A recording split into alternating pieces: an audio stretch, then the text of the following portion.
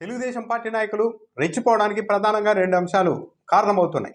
అందులో ఒకటి, జగన్మోహన్ రెడ్డి 5 ఏళ్ళు అధికారంలో ఉన్నప్పుడు కేవలం ప్రజల కోణంలోనే ఆలోచిస్తూ తన పార్టీ నాయకులు, కార్యకర్తలు దోచుకోవడానికి, ఇష్టానుసారం సంపాదించుకోవడానికి అవకాశం ఇవ్వకుండా పాలన చేశారు.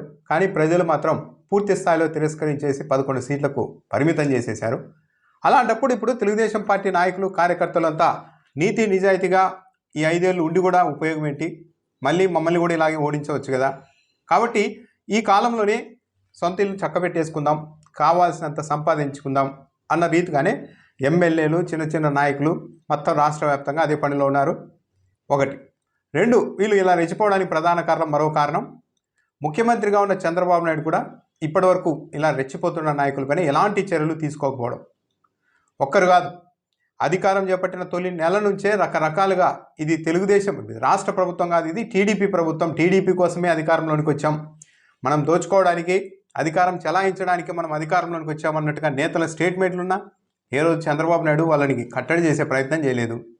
కొందరు ఎమ్మెల్యేలు, మాజీ ఎమ్మెల్యేల కుటుంబ సభ్యులు మాకు ఇంత పర్సెంటేజ్ ఇస్తేనే ఇక్కడ లిక్కర్ వ్యాపారం చేయాలి అంటూ బహిరంగంగా ప్రకటనలు ఇచ్చి ఆ తర్వాత అవును ఆ మేరకు మేము ఇప్పటికీ వసూలు చేస్తున్నామని చెప్తూ ఉన్నా ఎలాంటి చర్యలు తీసుకోలేని పరిస్థితి. ఇసుక మొత్తం టీడీపీ నాయకుల చేతుల్లోనే నడుస్తుంది. పేరుకు ఉచితమే కానీ మొత్తం అప్పటికంటే ఇప్పుడు ధరలు ఎక్కువగా ఉన్నాయి. ఇలా వైఎస్ఆర్ కాంగ్రెస్ పార్టీ ఓడిపోవడాన్ని, మొన్న ఎన్నికల్లో ప్రజలు ఇచ్చిన తీర్పును తెలుగుదేశం పార్టీ నాయకులు తమ సంపాదనకు, తమ దోపిడీకి లైసెన్స్గా అనువుగా అన్వయించుకొని మరి రాష్ట్ర వ్యాప్తంగా రెచ్చిపోతూ ఉన్నారు. పులివెందుల నియోజకవర్గంలో బీటెక్ రవి అయితే ఇక ఆయన మీడియాలో ఎంత ప్రచారం జరుగుతున్నా ఏమాత్రం వెనక్కు తగ్గడం లేదు. ఇంకా పులివెందుల్లో ఇలాగే రాజకీయం చేయాలి అంటున్నారు. పులివెందుల్లో ఇలాగే రాజకీయం చేయాలంటున్న బీటెక్ రవి పరిస్థితిని ఎంత దూరం తీసుకెళ్లారంటే సొంత పార్టీ వాళ్ళని, కూటమిలోని జనసేన పార్టీ నాయకులపైన కూడా దాడులు చేసి మరీ అక్కడ దౌర్జన్యం సాగిస్తూ ఉన్నారు. 2 రోజుల్లోనే 2 ఘటనలు. నిన్న కలెక్టరేట్లో ఇసుక టెండర్లకు సంబంధించి కూటమిలోని బీజేపీ, జనసేన పార్టీ నాయకులు, ఇతర టీడీపీ నాయకులు కూడా ఎవ్వరూ టెండర్ వేయడానికి వీల్లేదని ఆయన కలెక్టరేట్ని దిగ్బంధించినంత పనిచేశాడు అనుచరులతో. 4 గంటలకే మొత్తం ఆ టెండర్ల ప్రక్రియ జరుగుతున్న కార్యాలయాన్ని తన ఆధీనంలోకి తీసుకొని బీటెక్ రవి అనుచరులు మరొకరు టెండర్లు వేయడానికి వీల్లేదంటూ అడ్డుకున్నారు. జిల్లా కలెక్టరేట్లోనే ఇంత దౌర్జన్యం జరుగుతున్నా కూడా పోలీసులు ఏమీ చేయలేక, ఉన్నతాధికారులు ఏమీ చేయలేక ఉండిపోయారు. చివరకు బతిమలాడి నచ్చజొప్పి ఏదో ఆ ప్రక్రియ ముగించే ప్రయత్నం చేశారు. ఇది ఈరోజు మళ్ళీ ఏకంగా తెలుగుదేశం పార్టీకి సంబంధించి ఎమ్మెల్సీగా ఉన్న రామ్ గోపాల్ రెడ్డి అనుచరుని కూడా బీటెక్ రవి అనుచరులు కొట్టేశారు.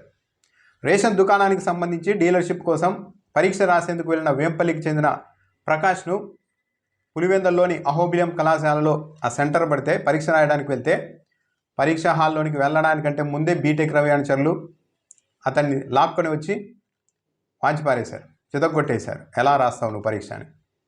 దాంతో ఇదేమి దౌర్జన్యం, సొంత పార్టీ వాళ్ళపైనే, సొంత నాయకులపైనే ఇదేం దౌర్జన్యం అని టీడీపీ ఎమ్మెల్సీ రామ్ గోపాల్ రెడ్డి భార్య ఉమాదేవి నడురోడ్డు మీద ధర్నాకు దిగే వరకు పరిస్థితి వెళ్ళింది. బీటెక్ రవి ఎందుకు పులివెందుల్లో ఈ స్థాయిలో రెచ్చిపోతున్నారు? ఏదో అవకాశం వచ్చేసింది జీవితంలో ఒకసారి అన్నట్టు ఈ 5 ఏళ్ళు ఇష్టానుసారం సంపాదించేయాలి, మొత్తం అధికారాన్ని చెలాయించేయాలి అనుకుంటున్నారా? లేకుంటే పులివెందుల్లో ఇలాగే ఉండాలి మన పార్టీ నాయకులు అని చంద్రబాబు నాయుడు కూడా చూసి చూడనట్టు ఎంకరేజ్ చేస్తున్నారా బీటెక్ రవిని? వరుసగా ఘటనలు జరుగుతూ ఉన్నాయి. జనసేన పార్టీ లేదు, తెలుగుదేశం పార్టీ లేదు, ఎవరి మీదైనా సరే కేవలం తన అనుచరులే అన్నట్టుగా బీటెక్ రవి వ్యవహారం అయితే నడుస్తోంది. ఈరోజు సొంత పార్టీ ఎమ్మెల్సీ సతీమణి నడు రోడ్డు మీద ధర్నా చేయాల్సిన పరిస్థితి, టీడీపీ కార్యకర్తను తీసుకెళ్లి కొట్టారని. సో ఇది ఈ రాష్ట్రంలో పరిస్థితి. రాజకీయంగా తెలుగుదేశం పార్టీ మోస్ట్ సీనియర్ నాయకుడిగా చెప్పుకునే ముఖ్యమంత్రి చంద్రబాబు నాయుడు గారి ఆధ్వర్యంలో తెలుగుదేశం పార్టీ నాయకులు సాగిస్తున్న వ్యవహారాలు ఇవి.